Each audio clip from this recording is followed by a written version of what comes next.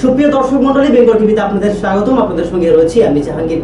বসিরহাট লোকসভা কেন্দ্রে তৃণমূল কংগ্রেসের প্রার্থী হিসেবে নির্বাচিত হওয়ার পর বিভিন্নভাবে প্রচারে নেমেছেন নুসরাত জাহান। কখনো রোড শো, কখনো বা সভায় বক্তব্যরত অবস্থায় মানুষের মন কেড়েছে, কখনো নেচেছে, কখনো বা গান গেয়েছে, বিভিন্ন রকম ভাবে মানুষকে আকর্ষণ করেছে। ঠিক সেই একই রকম ভাবে আবারও প্রচারে নামল নুসরাত।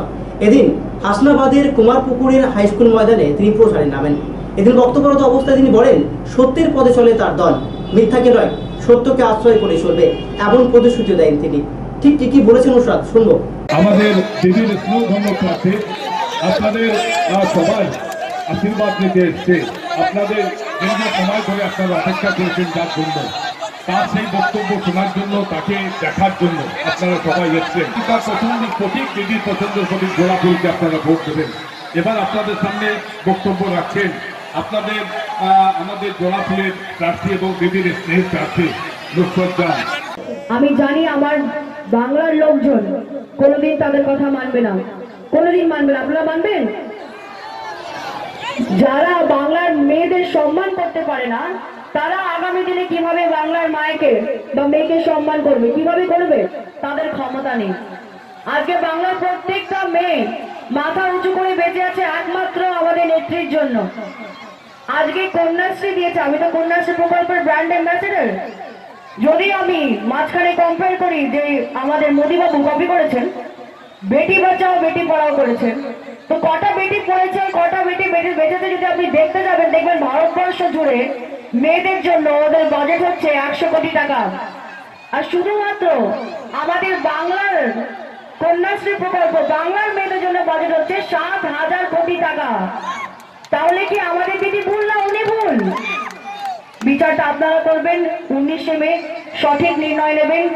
বাড়ি যখন আমাদের নোংরা হয়ে যায় তখন আমরা বাড়ি পরিষ্কার করি, আমাদের মা বোনের আমরা বাড়ি পরিষ্কার করি। তো আমাদের বাংলার উপর যদি কেউ নজর দেয়, আমরা পরিষ্কার করতে জানি, আমরা দিব্যি পরিষ্কার করতে জানি।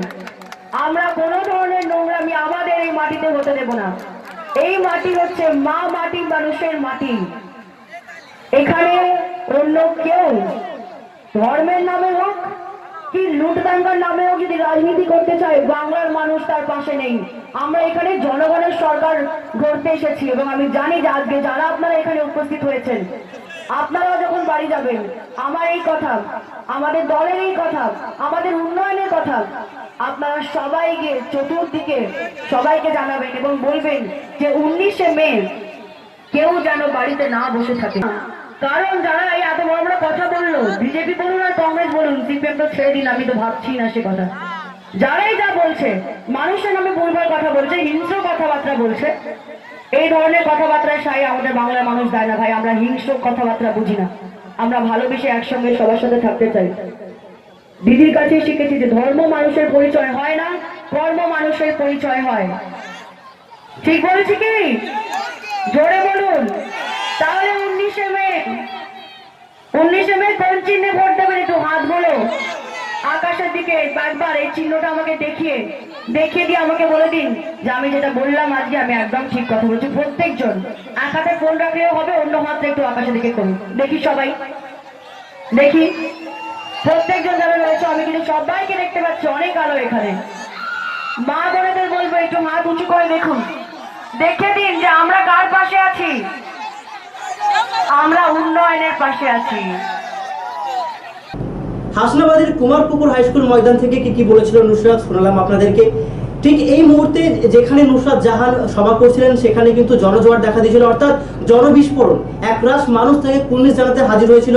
পাশাপাশি উপস্থিত ছিল তৃণমূল কংগ্রেসের হাই ভোল্টেজ নেতা কর্মীরাও। সেই সমস্ত চিত্র আপনাদের সামনে তুলে ধরলাম। আপনারা দেখতে থাকুন বেঙ্গল টিভি, জানতে কি আওয়াজ।